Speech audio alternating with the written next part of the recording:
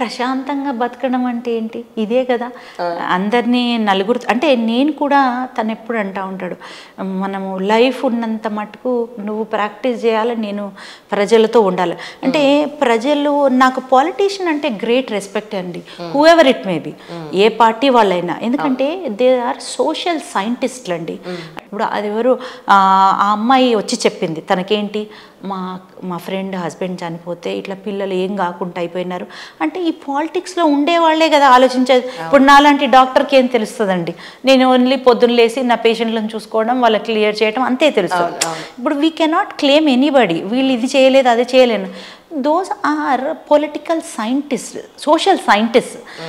వాళ్ళు ప్రజల్లో ఉండే ప్రాబ్లమ్స్ వాళ్ళు తెలుసుకొని వాళ్ళకి సాల్వ్ ఎట్లా చేస్తే బాగుంటుందని దాని గురించి ఆలోచించే వాళ్ళు. నాకు మామూలుగా పొలిటీషియన్స్ అంటే ఏమంటారు, I have a great respect words. పిల్లలు అని అంటే ఒక 20-22 ఏళ్ల ప్రాజెక్ట్, వాళ్ళకి పెళ్ళి అయ్యేంత వరకు మందే బాధ్యత అయిపోయింది. ఇప్పుడు ఒక 20 ఏళ్ల క్రితం నారు పోసినాడు నీరు పోస్తాడు, వాళ్ళే చదువుకుంటారు వాళ్ళే చూసుకుంటారు అన్నట్టుగా ఉన్న సందర్భంలో ఒక గత 20 ఏళ్ళ నుంచి మాత్రం ఏ స్కూల్లో మనం వేయాలి, వాళ్ళు కెరియర్ ఎలా ఉండాలి, వాళ్ళ హెల్త్ ఎలా ఉండాలి, ప్రతిదీ కూడా చాలా పట్టించుకుని వాళ్ళని ఒక దారిలో పెట్టే ప్రయత్నంలో పేరెంట్స్ ఉన్నారు. మీ విషయంలో 20 ఏళ్ల ఈ ప్రాజెక్ట్ లేదా 22 ఏళ్ల ప్రాజెక్ట్ అంటారా, మీ బిజీ స్కెడ్యూల్లో మీ పిల్లల్ని పెంచే విధానంలో అసలు మీరు తీసుకున్న కేర్ అంటే ఏం చెప్తారు? ఫస్ట్ నుంచి కూడా వాళ్ళ చదువులు అవి అంటే మామూలుగా నువ్వు క్లాస్లో ఫస్ట్ ఇయర్ రావాలి సెకండ్ ఇయర్ రావాలి అన్నట్టు మేము ఎప్పుడు పెంచలేదు, టెన్షన్లో ఎప్పుడు పెంచలేదు మేము. నువ్వు చదువుకోవాలి, నీకు ఈ విద్య అనేది మనకు వినయము, మంచితనము, మానవత్వము అన్నీ నేర్పించాలి. అంతేగాని ఓన్లీ క్లాస్లో మార్కులు రావటము, క్లాస్ ఫస్ట్ రావటము అనే ఉద్దేశాలు మా ఇద్దరికీ లేవు. ఈసారి మొన్న జరిగిన ఎలక్షన్స్లో టీఆర్ఎస్ ఇలా అవడం అనేది మీరు ఎలా డైజెస్ట్ చేసుకున్నారు? గెలుపు ఓటమి అనేది కామన్ కదండి. ప్రజలకు ఏమి కష్టం అనిపించిందో, ఎందుకోసం మార్పు కావాలనుకున్నారు. కానీ ఒకటే అనిపిస్తుందండి, మీరు అన్నారు కాబట్టి. ఇప్పుడు నా కొడుకున్నాడు అనుకోండి, మంచి స్కూల్లో వేయాలి. నాకు 1000 రూపాయలు వచ్చినా 10,000 వచ్చినా నేను 3,000 ఖర్చు పెట్టి మంచి స్కూల్లో వేయాలనుకుంటాను. నాకు రావడం పోవడంలో కష్టమైన 1000 రూపాయలు పెట్టి మంచి ట్యూషన్ పెట్టించాలనుకుంటాను. ఇప్పుడు డాక్టర్ అనుకోండి, మనకి ఏదైనా హెల్త్ ప్రాబ్లం వస్తే మంచి డాక్టర్ దగ్గర తీసుకెళ్ళాలి, మంచి ఎక్స్పీరియన్స్ ఉన్న డాక్టర్స్ అని అలా ఆలోచిస్తారు కదా ప్రజలు. ఓటు వేసేటప్పుడు ఎందుకు ఆలోచించారండి? నాకు అదొకటే అనుమానం వస్తుంది. ఇప్పుడు నేనున్నాను, నేను ఈ పొలిటిక్స్ ఇది మా హస్బెండ్కి హెల్ప్ చేయడానికి ఒక 1 మంత్ వస్తున్నాను కదా, నన్ను పట్టుకుని ఏంటి మేడం నువ్వు ఉన్నావని మేము ఊరికి వెళ్ళకుండా ఉంటే నువ్వు వెళ్ళిపోతావు ఏంటి అంటే, నేను ఇన్ని కేసులు చేయగలుగుతానమ్మా, నాకు కూడా ఏజ్ వచ్చింది కదా అంటే, ఏం చేయకపోయినా పర్వాలేదు ఆ పక్కన కూర్చో అని కనబడితే చాలు అని ఇంత ఆలోచించే మనిషి సమాజము రేపు మనకేమవుతుందని కూడా ఆలోచించాలి కదా.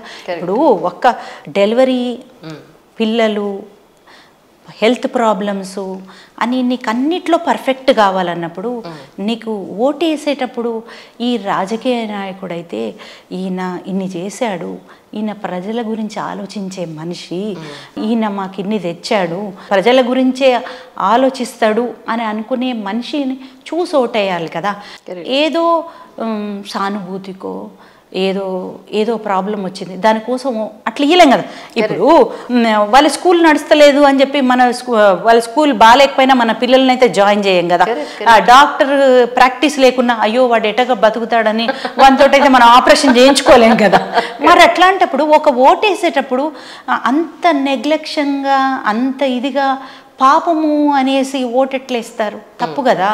పాపము అనేది అది వేరే విషయం, కానీ ఓటేసే విషయంలో మీరు ప్రాపర్గా ఏ పొలిటికల్ లీడర్ అయితే మీకు చేయగలుగుతాడో, విజన్ ఉందో, ప్రజలంటే ప్రేమ ఉందో, మనము మన లైఫ్స్ని ఈ 5 ఏళ్ళు కాన్ఫిడెంట్గా బతకగలుగుతాము, మనకేమీ ప్రాబ్లమ్స్ రావు ఈయనతోట అయితే అనుకున్నారు వాళ్ళకు ఓటేయాలి. కానీ ఏదో ప్రలోభాలకో ఏదో పాపమని ఓటేస్తే ఎట్లా చెప్పండి? నాకు అదొక్కటే అనిపిస్తుంది, కానీ ఇక నేను రాజకీయ నాయకులని కాదు కదా నేను అడగడానికి అని మనందరికీ ఆ బాధ్యత ఉంది, బాధ్యత ఉంది. ఎవ్రీబడి అతీతంగా మనం ఓటేసేటప్పుడు ఎవరు ఈ మనిషి, ఏం చేస్తాడు, మన కోసం ఆలోచిస్తాడా, మన కోసం ఏమైనా చేశాడా.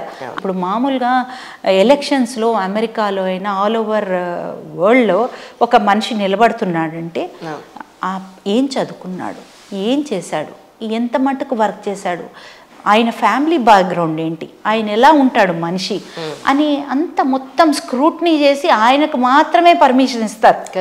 పర్మిషన్ ఇస్తారు, ఓటేసేటప్పుడు కూడా అట్లాగే వేస్తారు. మరి మనం ఎందుకు ఆలోచించకూడదు అంటే నా ప్రకారం మనం కూడా ఆలోచిస్తాం అలాగే, ఇంకా ఆలోచించాలని నేను కోరుకుంటున్నాను. ఇప్పుడు మాధవి గారి పెద్ద కోడలు మనతో పాటు ఉన్నారు, వారిని అయితే వెల్కమ్ చేసేద్దాం. హర్షిని గారు నమస్కారం అండి. ఎంత గర్వంగా చెప్పారో మా పెద్ద కోడలు కూడా డాక్టర్ అండి, పల్మనాలజిస్ట్ అండి అని. Really so happy to know that అండి. నాకు ఒక విషయం చెప్పండి, పెళ్లి చూపులకి వచ్చారా మ్యామ్ వాళ్ళు? పెళ్లి చూపులకి మా హస్బెండ్ మా అత్తమ్మే వచ్చారు. ఇద్దరే వచ్చారా? ఇద్దరే వచ్చారు. ఎందుకండి ఇద్దరే వెళ్ళారు? సార్ రాలేదు, అప్పుడు కూడా పాలిటిక్స్ అనే మా సార్ది. మేడం ఏమడిగారు? ఏం అడగలేదు, నేను కూడా ఏదైనా అడుగుతారేమో అని ప్రిపేర్డ్గా ఉన్నా, కానీ ఏం అడగలేదు. అయ్యో ఏం అడగట్లేరు ఏంటని అనుకున్నా. మీకన్నా అసలు సూపర్ గా మాట్లాడుతున్నారు, మీకన్నా మొహమాట పడుతున్నారు ఇంకా కెమెరా ముందు, చక్కగా మాట్లాడుతున్నారు నిజంగా. ఒకసారి మీ నేటివ్ ప్లేస్ ఎక్కడ, మీ ఫ్యామిలీ గురించి ఒకసారి. నా పేరు డాక్టర్ హర్షిని అండి. నేను వరంగల్లో పుట్టాను. మా పేరెంట్స్ డాక్టర్ తిరుమలరావు, డాక్టర్ సువర్ణ, ఇద్దరు కూడా పిహెచ్డీస్. వాళ్ళిద్దరూ అంటే ఏమీ లేని దగ్గర నుంచి డెవలప్ అయ్యారని చెప్పొచ్చు. సేమ్ మా అత్తమ్మ మా మామయ్య లాగానే. సూపర్. ఇంకా మా అత్తమ్మనే ఇంకా ఐ థింక్ అందరిలో సెకండ్ జనరేషన్ అనుకోవాలి. మా పేరెంట్స్ పిహెచ్డీస్ కాబట్టి వాళ్ళు స్కాలర్షిప్ ప్రోగ్రామ్స్, రీసెర్చ్ యాక్టివిటీస్, దాంతోపాటు చిన్న కోచింగ్ సెంటర్ లాగా స్టార్ట్ చేసి తర్వాత కాలేజెస్ డెవలప్ చేసి ఇప్పుడు అటానమస్ స్టేట్కి వెళ్ళాము. So we have engineering, pharmacy, MBA, ఇలా డిఫరెంట్ ఎడ్యుకేషనల్ ఇన్స్టిట్యూషన్స్ వరంగల్లోనే ఉన్నాయి. నా ఎడ్యుకేషన్ కూడా వరంగల్లోనే అయింది. స్కూలింగ్, ఇంటర్మీడియట్ మాదే కాలేజ్ కాబట్టి ఇంకా అక్కడే చదువుకున్నాను.